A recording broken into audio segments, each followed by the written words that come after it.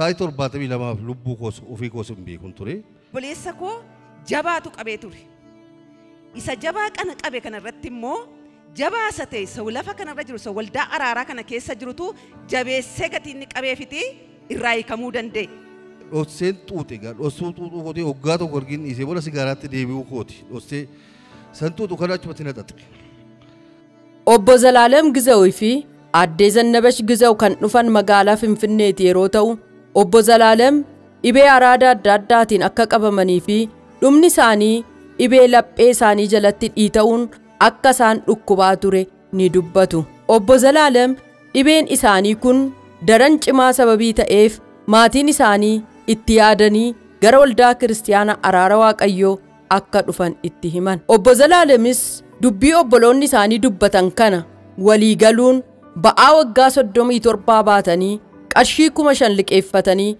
غرول دا كريستيانا أرارواك أيو الدنيا دفن غافن جلقبا أستوفي ريا كو تقراتين بريكو مشاني فولاد إيروفي يرونمني واق أيو راجي مسرت تايي تجاجل جلقبانيس سوتا جداني أركساني نما واق أيو تبؤون سلم أيو أمناني وان دفنيف غمچون غوتماني غرمنا سانيتي ديبئن إيغاد إبي أرادا دادا كيسا كان أبسو دادبان بايي سان ركسا كان توري سيغارا توري آتين جرا سيغاران جرا غلغلة أبسي نبيران أولنا أما كان وان توكو كيسي توان كبال أونكب وان توكو يونكب كان الرئيس هيكموف والدوتا دادا ديماني أكا غيا سدي أول أبسو هندن ديني في إيغا والدارا دفني غلني غرو ترتي وغا توكو بودا ماتي ساني جلال أكتاني أكا توتان ندبتو يون سيغارا كان توتو لفتف سمانيس لفان نمري نانكا إننا ميلس نتات واساس نولالي ملتين دوبالي كسيغارا توتي وسطالا ما نجيساني كافل سطالا جو أوفين بيكو أما كاناني استروكي ركوتام تيتان جيراني دوغوري ربالي سيرا أيو غلانيس أبارسي سببي راج أبي في كونكولاتا مناتي في كان هجي بيتاني lafa itti hiikaman kanatti galata kaasuu guutuu baatanii dhufan dhugabaati isaanii guutuu afaanuma isaanirraa yaa dhageenyu maqaa keessan eessarraa akka dhuftan isaan isin bira jiran maal keessan akka ta'aniif gochaa waaqayyo isiniif godhe dhugaabaa maqaan koo Zalaalem Gizaawun jedhama kan inni dhufee Finfinneeraatiin dhufee isheen amma bukkee dhaabattee jirtu kun immoo obboleettii kooti isheenis Zannabech Gizaawu jedhamti kan inni as dhufee fi gochaa waaqayyo waan guddaa naa godhennaan gochaa kana namukkeetti maaliif hafa maaliif uummatatti hin beeksisu kan hin jedhuuni deemeen as dhufee bolootkos baatee gochaa waaqayyo si godhe kana dubbachuu sirra jira jennaan amma kanaan dhufeen gocha kana dubbachuu dhufeen as jira jechaadha minaalbaata namooti baay'ee beekuu hin danda'a sigaaraa baay'een xuuxaa bara baay'ee suusiidhaan hidhamee suusii kana kiyaa ba'uu dadhabee kan hin gooliin jiru guyyaa tokkotti sigaaraa amma paakeetii lamaatti nan xuuxa kanarratti makiinaa guddaa shofeeriidhaanii biyya hin dhanne biyya irra naannomne hin jiru amma kana sigaaraa nan hafuu caatii nan hafuu waaqayyoon immoo nan jaalladha tun keessaa bahee nan jaalladha garuu keessaa bahuuf takkuma hin dandeenye cheerchiis nan naqa dhaqees amman bahutti cheerchi sana ergiin galee booda sigaaraa suusii sigaaraa sanaa fi yoon beetuudha yoo hin beektuudha jedha yoo eebbisni macarrashaa ta'u gisee baay'ee eebba isa macarrashaa illee fudhadhu sigaaraa sana xuuxu tariifachuudhaani. Akka kanatti waggaa meeqadha kan isin rakkattanii? Waggaa 37 xuuxeen sigaaraa. Waggaa 37 xuuxu kana keessatti guyyaa 3 sigaaraa dhaabee hin beeku. Ammoo kanaan obbolooti koo kuni maaliif waldaa alaaraan dhuftuunaan jedhanii isaan gimbiira jiraatu Finfinnee irraa sitti na beellamaniinaan ammoo kanaan hin dhufe. amma kanaan san dhufe bolaa koo kanaa jimbarii keessaati bakkee bullee hoteela bullee sa'aatii 11 dhufne iddoo asuma keessa qabannee sagantaa gaggeessaa jiranii warri dhukkubsatan as baanuun jedhanii gaasaan jedhanii warra dhukkubsate duukaan baanaan ati dhukkuba miti taa'inaan jennaan fiigeen ba'ee dhagee namni waaqayyo yoo na tuqe waan fayyuu natti fakkaata fiigaa dhufeen adda koo na tuqa akkas innaa an fayyeera bakka kana booda sigaaraa sanan isa fayyeera jedhee obbolaa kootti dubbadheen ammoo kanaan hin ba'e hin xuuxu irraa kaasee sigaaraa jedhee sigaaraan nan dhaabe. Ammoo kana ittiin deemine sigaaraa kanattis. Sigaaraa kana utuu as dhuftanii isinii kadhatamee hin dhaabin dura fayyaa keessan irratti diinagdee keessan irratti rakkoo akkamii fidaa ture? Sigaaraa kun baay'ee fayyaa kun nama bukkee baay'ee yoon taa'u na argansiisa laphee koo jala kana na dhiitaa si'a tokko tokko nan argana gisee baay'ee na argansiisa. Amma kanaani waa'ee dinagdee warratti kan inni fide immoo waan guddaadha inni caatiin jira sigaaraan jira galgala cabsiidha biiraan dhulnaa. Amma kana waan tokko keessatti waan qabadhu hin qabu. Waan tokko yoo hin qabu. Amma maqaa Waaqayyoo haa ulfaatu ergiin yeroo sanatti gaafa sanaati kaasee sigaaraas nan dhaabee sigaaraas nan dhaabee ituu hin jiru hoggaa guutuuf jedhu sigaaraa fidee namatti bareechee sigaaraa xuuxidhaan jedhee sigaaraa kana dhosseen xuuxa jedheen sigaaraa immoo iddoo gadhee nama dhaabdi. Isinii kadhatamee waggaa tokko fixxanii booda sigaaraa isin barbaachisee deebisee? Eegara waggaatti tanaa siqaa jiru bakka as dhufeen galata gashadhaa jechaa jiru sigaaraa kanatti akka na barbaachisee nan dhosseen mana koo irraatii akkasuma bakka siqeen sigaaraa xuuxe. Yoon sigaaraa kana xuuxu laftiif samaanis lafaan namare nan kaa'annaan miillas na xaxe. Deemee gara mana kootti yoon deemuuf jedhu na kuffisuuf jennaan maayin waan saayidhee lafa taa'e. Ammas lafa achi ka'een humnaan ka'ee naqeen gibbii koo gaafa ga'u na kuffisuuf jennaan ammas gibbii koo baariirraan taa'e. Amma kana foolii sigaaraa narraa mul'ata mana keessatti dhossaadhaan dudhi qadheen koolgeettii gargaarameen galaa. Calluun ol lixee qofaatti taa'ee akka narraa galuu taanaan hin galee ciise. Asan ciise kana halkan kee sa'aatii 8 balaqqabaan na jalqabee. Balaqqabaa sana jalqabu inni mana keessaa dubbachuu hin danda'u ofin ol ilaalee hospitaalatti na geessanii. Ergiin sigaaraa xuuxe sana qalbii dhosseen xuuxe dhossuu xuuxuu kootee hoggaa tokko ergiin dhiisee booda sigaaraatti deebi'uu kooti. Dhossee san xuuxu kana achumatti na xaxe. Gaafa na xaxu waan saasin ol ilaalee manatti hin dubbanne kan sigaaraa xuuxe hospitaala na geessanii. Gaafa hospitaala ga'u of hin beeku. Amma kanaan istirookiin rukutamtee tanaan jedhani. Ani obbolaa koo maatii koo jedhu achi ani waan beekus hin qabu sa'aatii 72 lubbuu koos ofii koos hin beekun ture. Ergasii san obbaruu sa'aatii 72 booda miilli koon tocho'u harki koon tocho'u iji koo immoo dhiiga uffatee jira jedhanii.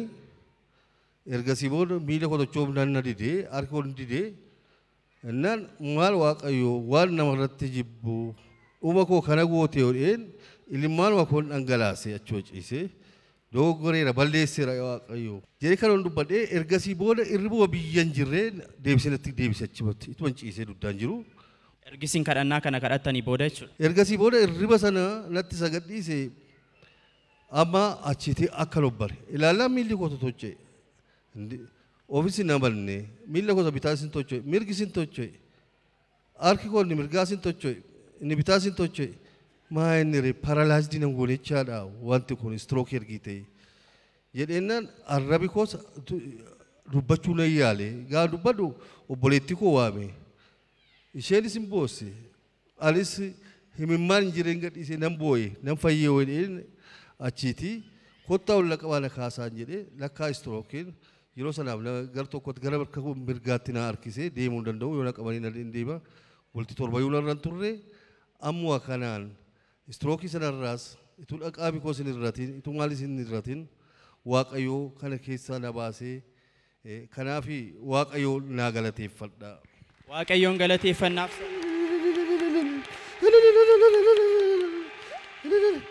isa tuqaatii tokkoon ba'aa waggaa 37 namarraa gatu Yesuusiif ammallee galanni hin ta'a.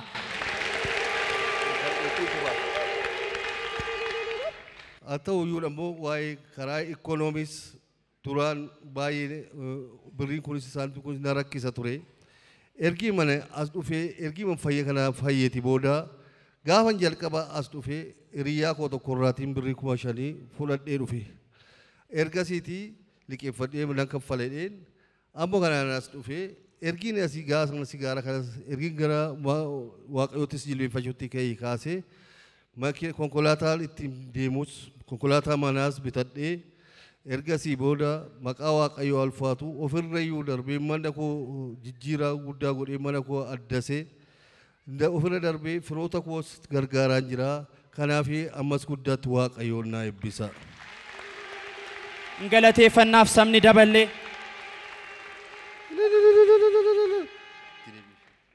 Tole obboleessi keessan waan baay'ee dubbataniiru waan isaan hin dubbanne keessaa gabaabaatti waan muraasa dubbadha.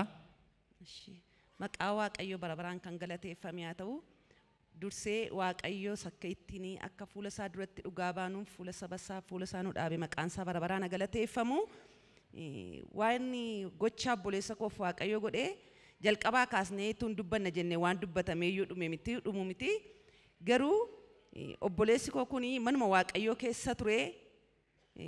Gaayilas kan inni dhaabbate manuma waaqayyoo keessatti bara 1996 gaayila manuma waaqayyoo keessatti eebbaanii nama amantii kan biraa turte ortodoksii keessa nama turteeti fuudhee eebbifamanii jechuudha amantee.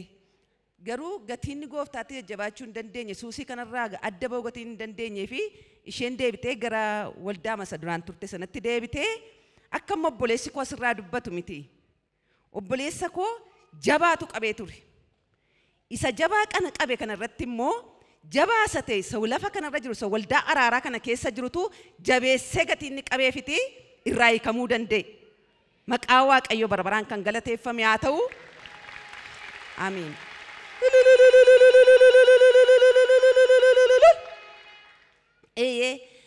Inni naddanatti hin dhufe duraanis akkuma inni jedhe amanaa ture boorsaatti baatee dhaqa waldaa. Gaafa xinnoo ishee waldaan dheeratu iyyuu gadi ba'ee gaafa inni xuuxee waldaatti deebi'u jira. Tajaajiltooti garaagaraas kadhatanii fi amma sigaaricha ciccirsiisanittuu ga'aniiru yoo baay'ate guyyaa tokkoon xuuxiin oola. Guyyaa tokko san xuuxiin oolu kanaa deebisee immoo itti deebi'aa jiru irraa adda ba'uu hin dandeenye. Inni akkuma sana se'eeti iddoo kana iddoo abiddi jiru kana dhufee itti deebi'uu yaalee jechuudha. Garuu jabaan naddana jiru akka inni itti hin deemine godheeti irraa isa hiike. Maqaan isaa bara baraan galateeffamu. Yeroo amma sigaaraan xuuxe dhunni amma namni sigaaraa tokko lama xuuxanni garuu guyyaatti baakoo lama xuuxee oolaa jechuudha. Isaa ol gaafa inni xuuxu iyyuu jira. Qarshiin isaa kanatti dhumaa kana biratti hin qaamaa kana biratti hin dhugaa nama jiraatu hin turre jechuudha. Addanayyuu sadarkaa isa dhumaarra yeroo ga'u bakka dhumeeraaf yeroo hidhamettiti dhufee jechuudha addan. Gestaa hosii qabanne miti gaafa isas lubbuun morma bira isa geessu nannaqaa kottaa na geessaa innaan dhufne gaafa dhufnu sana baay'ee nama gaddisiisaa laphee isaa jalaa dhiitee jira in arganaa halkan kana yeroo rafu nama sodaachisaa garuu waaqayyoo battalatti isa hiikee jechuudha. Yeroo adda dhufu immoo egaa nuuni afuruma hamaadha inni sigaaraa makkatti hin dhiisne si godhe kuni afuruma hamaa wayitenne gaafa addan dhufee giddiimaan bakka riiqqatee maraajiin nattaa bu'an jedhe gaafa ni raajiin itti bu'anii bakka nafurra hamaan na keessan jiru fayyeera tuna keessa jiraate yeroo sana lafa dhaan ture fayyeeraa jedhe. Kanaan fayyina isaa furatee galee maqaan waaqayyoo bara baraan galateeffamu bifa isaa irrattis jireenya isaa irrattis mana isaa irrattis jijjiirama guddaa argeera. Nuunis bara baay'ee waan nuti boonye baay'ee waggaa amma kana manni sigaaraa xuuxuu maatii keenya keessaa namni sigaaraa xuuxuu nama amala akkasii qabu hin jiru. Baay'ee gaddinaa fuula waaqayyootti baay'ee boonya maaliif hin dhaga'amu kadhata keenya jennaa garuu waaqayyo guyyaa isaatti lafa kanatti iddoo araara waaqayyo iddoo argama waaqayyo kanatti waaqayyo isa keessa kanaaf baay'isaa waaqayyoon nu galateeffadhaa maqaa waaqayyo bara baraan galateeffamu.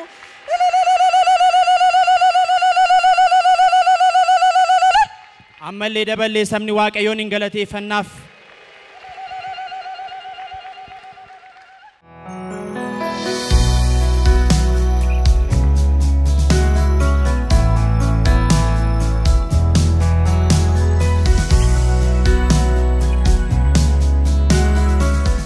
አሁን ምስክርነታቸውን የሰጡት አቶ ዘላለም ግዛውና ሂታቸው ዘነበች ግዛው ከአዲስ አበባ ከተማ ነው የመጡት። እነሱ ምስክርነታቸውን እንዲህ በማለት መስክሯል። እኔ የተለያየ ሱስ ነበረብኝ፣ የሲጋራ የጫትና የመጠጥ ሱስ ነበረብኝ። ይሄ እኔ የከባድ መኪና ሹፌር ስለነበርኩኝ የተለያየ ቦታ ሄዳለሁ። ለዚህ ጫትና ሲጋራ በመጠጥ በጣም እጠቀማለሁ፣ በጣም አጨሳለሁ።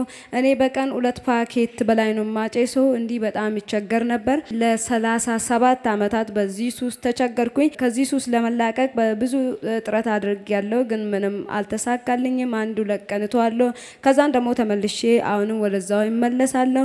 እንዲህ ለ37 ዓመታት በጣም ተቸገርኩኝ። እንግዲህ እኔ የከባድ መኪና ሹፌር ሆኜ በዚህ ሱስ ምክንያት ምንም አልነበረኝም። በኢኮኖሚም በጤናዬም በጣም ይቸገር ነበር። በጣም ያመኛል፣ አንዳንዴ ያደክመኛል። በኢኮኖሚ ደግሞ ምንም አልነበረኝም፣ እሰራለሁ ግን ልፋት ብቻ ነበር በዚህ ሱስ ስለሚጨርስ።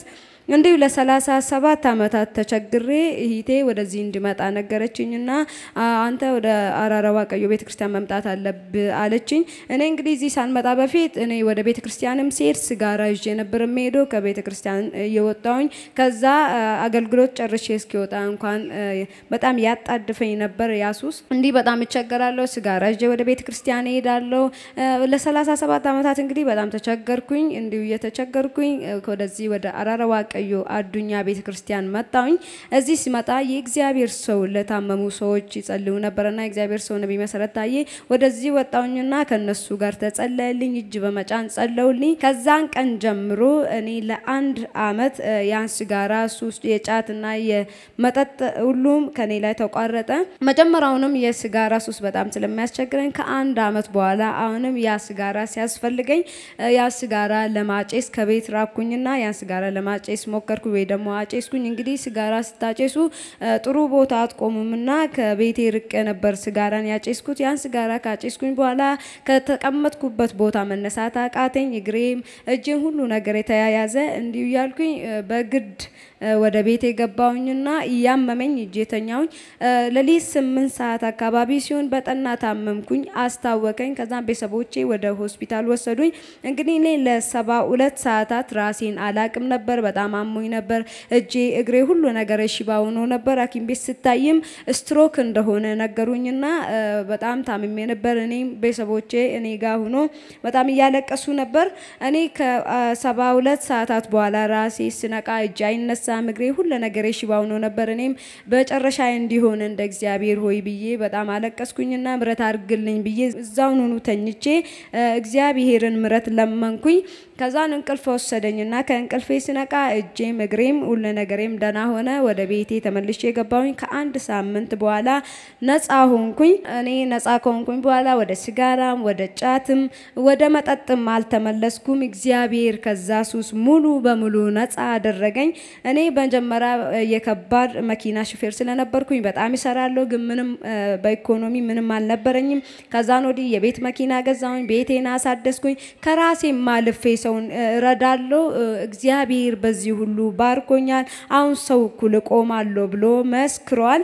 ሄታቸውም ስለ ወንድማቸው እንዲህ በማለት መስክሯል። እንግዲህ እነሱ ሲያገቡ መጀመሪያ ሲያገቡ ባለቤታቸውን የኦርቶዶክስ እምነት ተከታይ ስለነበሩ እነሱ ወደ ፕሮቴስታንት ወይ ደግሞ ኢየሱስ ክርስቶስ የነፍሳቸውን አዳኝ አድርጎ እንዲቀበሉና እንዲያገቡ ተደርጎ ቤተክርስቲያን ውስጥ ነበር የጋብቻ ስነ ስርዓታቸው የተፈጸመው። ግን ወንድሜ በእምነቱ ጥንካሬ ስለሌለው ባለቤቱ ወደ ቀድሞ እምነቷ ተመለሰች።